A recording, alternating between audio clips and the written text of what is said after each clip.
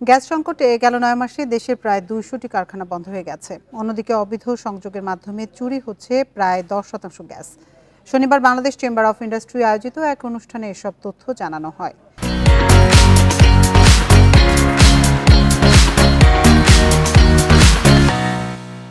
এ সময় জ্বালানি উপদেষ্টা বলেন, সংকট সমাধানে সরকারি ক্রয় খাত দুর্নীতি এবং অপচয় বন্ধের চেষ্টা চলছে।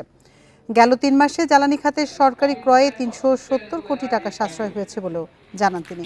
এ সময় বাণিজ্য উপদেষ্টা জানান, শুধু সরকারের দিকে তাকিয়ে না থেকে নবায়নযোগ্য জ্বালানিতে বিনিয়োগ করে সমস্যা সমাধানের পরামর্শ দিয়েছেন বাণিজ্য উপদেষ্টা।